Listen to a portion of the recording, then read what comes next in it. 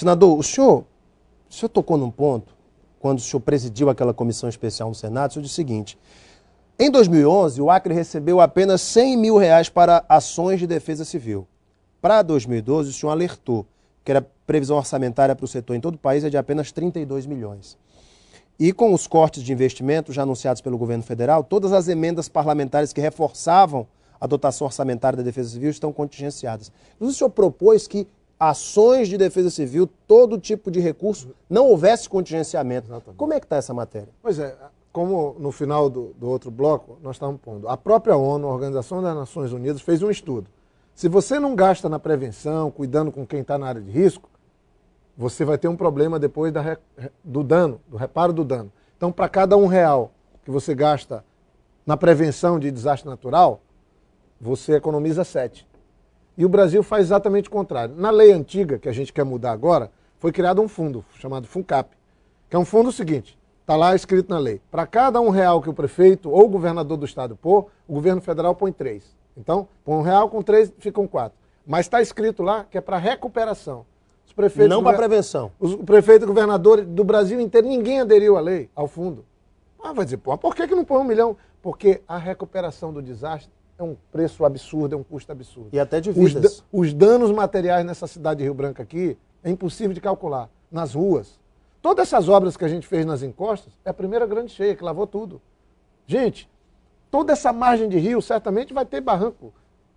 O governo já autorizou, o governador Tião Viana já autorizou o Wolvenar Camargo a contratar e chamar 3 especialistas que conhecem bem, já estão chegando a Rio Branco, para ir vendo, porque tem casa, tem tudo. Depois de uma cheia dessa, aí é que a gente vai contar o tamanho do prejuízo. Aí, senador, o que se fala nas obras de prevenção? A primeira que o senhor citou no bloco anterior é imediatamente retirar as pessoas das áreas de risco e colocá-las em casas populares, casas feitas nos programas de habitação do governo do estado e do governo federal. Segundo ponto, são obras estruturantes. Fala-se inclusive de eclusas para o Rio Acre. O senhor acha que é possível obras estruturantes diminuírem os efeitos de enchentes na Amazônia e no Acre?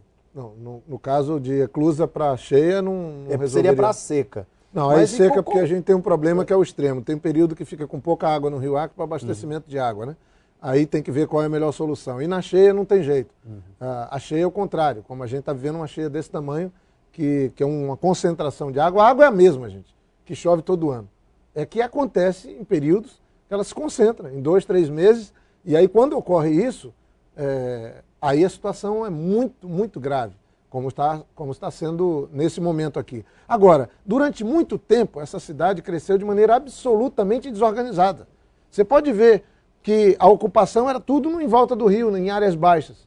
Isso aconteceu na área da Baixada do Sol, do Aeroporto Velho, na própria 6 de Agosto, que é um bairro antigo, mas que tinha uma rua só, e se avançou na parte baixa, Taquari, são tantos bairros que são exemplo na Baixada da Bitasa, na terminal da Cadeia Velha. Isso tudo aconteceu num período que ninguém cuidava do planejamento. Depois de alguns anos para cá, a cidade começou a ir para os lugares mais altos, graças a Deus. Ou seja, a cidade hoje é muito maior do que em 97, população, e o dano que a gente está vivendo, graças à infraestrutura de ponte, de terceira, quarta ponte, aparentemente está mais normal a cidade do que naquela época, e isso tem uma diferença de 20 centímetros daquela cheia. Então, eu acho que essa coisa da prevenção, de área de risco, nós temos que cuidar. Quando nós fomos tirar todos aqueles barracos de perto do mercado ali, não era para ficar só bonito, não. É para a gente poder respeitar o rio, respeitar que o rio todo ano sobe, e ali respeitar E nós estamos dizendo lá, é crime agente público ou privado, no projeto de lei, está lá, estimular direto ou indiretamente a ocupação de área de risco. Agora, não é fácil, porque você tem uma tradição de ocupação de áreas, e eu não estou dizendo que só porque o rio chega que já tem que tirar as pessoas, não.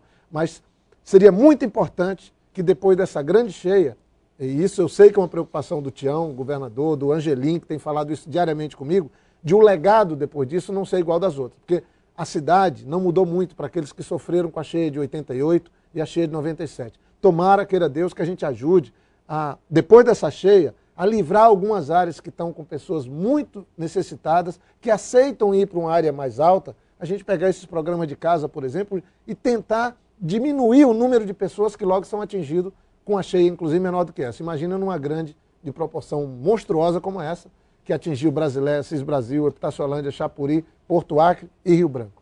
Senador, pergunta dos internautas. O Neudes Pereira diz o seguinte: se o Acre tem verba para suportar essa alagação, ele pergunta se o Acre tem verba para suportar essa alagação. Ele diz o seguinte: fui fazer uma visita nos bairros alagados, tem muita gente atingida nessa enchente. Se o senhor sabe de alguma frase que está rolando nas redes sociais que Jorge Viana é o patrimônio acreano? Não. Mas agradeço aí qualquer coisa e principalmente qualquer referência, mas principalmente o fato dele ter ido lá, ter ido ver e estar pensando em ajudar. Orçamento local não tem. O orçamento, o prefeito Angelim não está medindo esforço. A equipe da prefeitura vai num abrigo desse, vai em qualquer lugar, como eu fui hoje de manhã no Bombeiro. Assim, por um lado, assim, a gente se emociona de ver isso. Tanta gente ajudando, que esqueceu o carnaval, esqueceu família, para estar cuidando da família dos outros. Prefeito Angelim direto lá. O Tião nem se fala. Hoje estava em Chapuri, Brasileia, andando para lá e para cá, com a equipe do Estado toda mobilizada, um mundo de gente voluntária, eu mesmo minha equipezinha pequena, está todo mundo distribuído nos lugares que tem, cada um trabalhando intensamente, 12, 13, 14 horas por dia. Agora, amigo, para um desastre natural desse tamanho, graças a Deus não perdemos nenhuma vida até aqui. Mas o governo federal não podia colocar mais recurso antecipadamente, como o senhor prevê? Está sendo pedido, porque veio agora esse R$1 milhão, inclusive foi muito pouco. Uma conversa, o dinheiro está vindo ainda, tudo é burocrático. O trâmite às vezes aí agora o governador pediu mais 12 milhões, o prefeito mais 9 milhões, em torno de 21 milhões pediram juntos, mas eu digo a vocês, gente, o tamanho do problema que a gente está enfrentando hoje, alimentar milhares de pessoas, café da manhã, almoço e janta, criar condição que vai desde a fralda ao leite, muitas crianças, milhares de crianças, está tudo organizado, mas o custo disso é altíssimo. E aí a preocupação também do Tião e de todos nós, e do prefeito Angelim, é da transparência. Então, donativos no pátio do Exército, com o pessoal do Exército cuidando, que é para não ter desconfiança, porque o que a gente viveu já em grandes enchentes do Acre é uma vergonha, e nós não queremos isso. Quem doa alguma coisa para ajudar tem que ter satisfação de que aquilo foi conduzido direitinho. Da melhor maneira. Então, o que me deixa muito chateado também hoje, andando, é ver que os esquemas de roubo, pessoas roubando do fio a tudo, quer dizer, a pessoa está lá roubando caixa d'água, e aí está entrando o Exército, o Tião já pediu, o governador pediu, o prefeito Angelim já reclamou também, todos nós, com o fim do carnaval está se reforçando isso para prender essas pessoas. Não é possível, numa hora de dificuldade, a pessoa botou o pouquinho que tem, deixou na casa e vai lá um espertalhão roubar. Então, é um custo altíssimo que nós vamos ter nessa cidade, depois dessa cheia, enorme. E o governo federal, a presidente Dilma ligou para o governador, está solidária, mandou, o ministro da Defesa, eu também falei, o Comando Militar da Amazônia, tem helicópteros, o Exército está ajudando, o Ministério da Integração também está sendo muito importante, a Defesa Civil Nacional está aqui, mas é uma burocracia danada para liberar. Imagina, o governo do Estado e a Prefeitura estão pedindo 20 milhões para ajudar nesse socorro. O governo libera 1 milhão e demora tanto. Ele liberou 1 milhão, mas o pior não é isso, é que no orçamento eu sei que só tem 32 para o Brasil todo. Então você veja a disparidade que Totalmente. Então, gente, o Brasil tem que aprender a tratar com seriedade. Aí cabe o Congresso também, nós temos que fazer a mudança. Chega lá e dizer, não pode tirar nem cortar a verba para a Defesa Civil, principalmente para a prevenção. Como era a minha emenda. Senador, ontem, durante uma mobilização, uma manifestação de moradores na cabeceira da Quarta Ponte, ali na Amadeu Barbosa, houve a necessidade da polícia retirar aquelas pessoas dali, muitas pessoas pedindo que fosse religada a energia elétrica.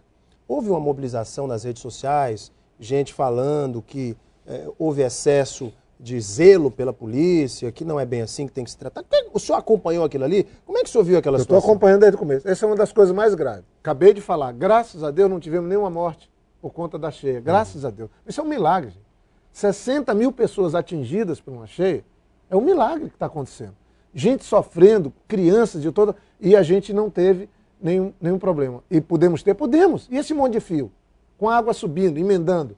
Então nós temos uma situação que tem pessoas que estão dentro do bairro, como na 6 eu vi muita gente lá hoje, na Cadeia Velha também, andando de canoa, fui nas casas, parei, e ainda bem, as pessoas estão ali. Então a Eletroacre tem que tomar muito cuidado, porque ao mesmo tempo, e essa é uma preocupação de todos nós, se acontecer um desastre numa família, por conta de um choque, como a gente sabe que é o risco de acontecer, então a hora de desligar tem que pensar no coletivo, tem pessoas que estão indo de canoa para casa e voltando. E aí eu acho que o pior caminho é essa coisa, desse confronto, desse enfrentamento.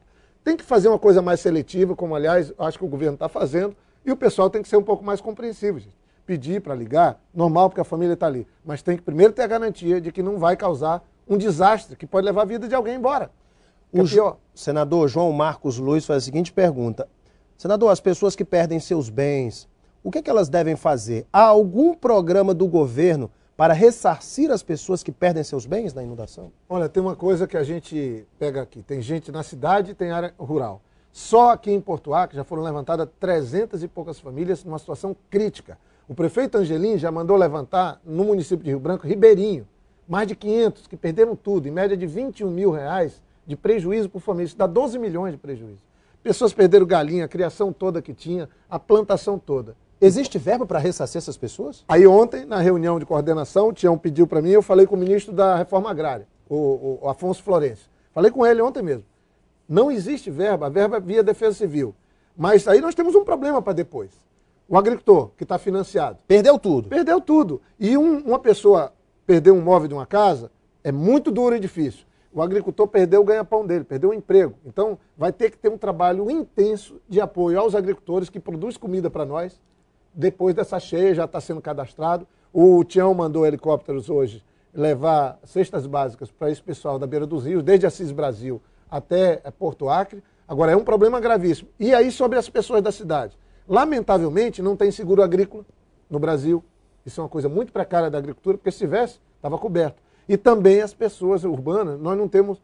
Não existe seguro para isso. Para esse tipo de evento. Que deveria ter, como em alguns países do mundo tem. Mas nesse momento aí, eu acho que nós vamos, não tem apelo.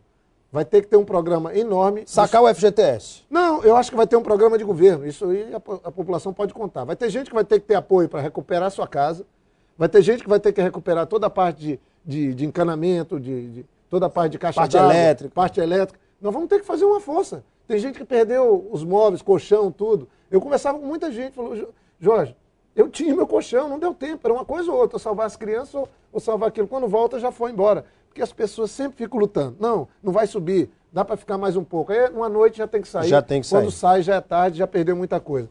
E o que mais me dói também, conversando com as pessoas que estão nos abrigos, elas, ou mesmo nas casas, estava pagando uma prestação, porque agora está todo mundo tendo uma rendinha melhor, pagando uma prestação de um móvel, 20, 30 reais de prestação, móveis que não aguentam nem ver água, muito menos ser alagado. Então, são situações de gente que agora vai ficar com a dívida do que tinha comprado. E aí não tem mais o produto que comprou.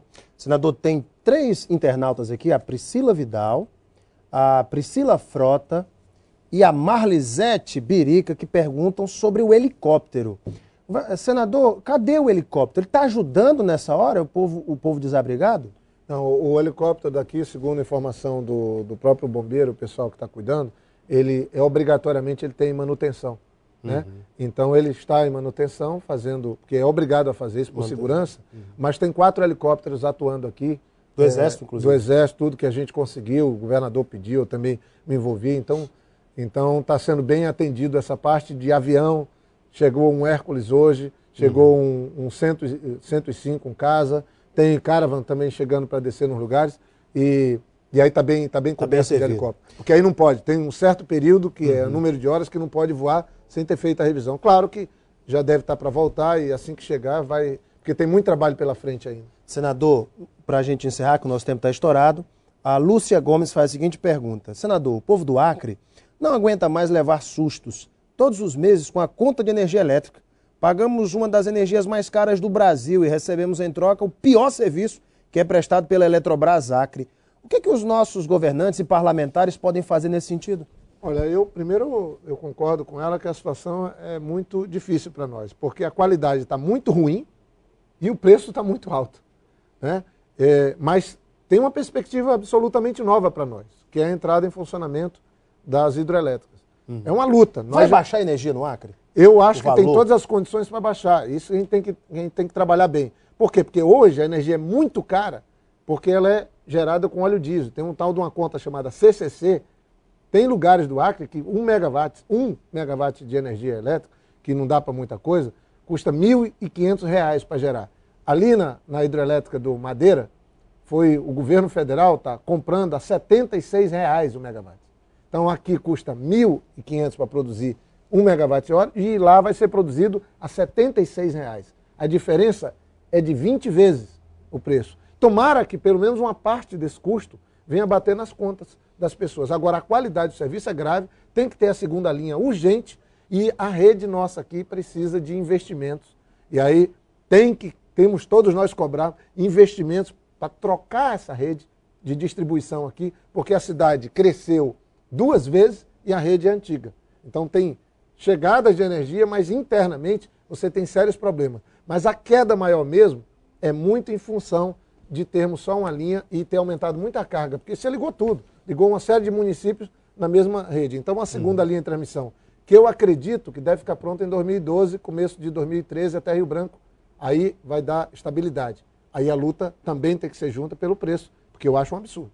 Gente, nosso tempo está estourado, eu agradeço a você que enviou sua pergunta, tentei fazer todas as que eu pude aqui, foram muitas perguntas, mas está aí, participação popular sempre maravilhosa no Gazeta Entrevista. Senador, muito obrigado pela sua vinda, viu? Eu que agradeço e só aqui eu acho que o que você tem feito, pedir às pessoas, essa é uma hora difícil porque estão passando uma parcela enorme de Rio Branco e de outros municípios, de Sena Madureira, de Santa Rosa. Então, gente, vamos ajudar, vamos ser solidários, não importa agora a função que a gente ocupa.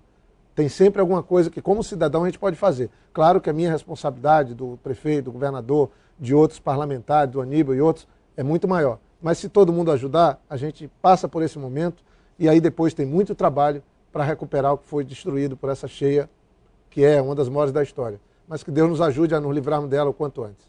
Obrigado, senador, mais uma vez. Daqui a pouquinho nós voltamos para a sequência do nosso Gazeta Entrevista. Fique conosco, hein? Até já.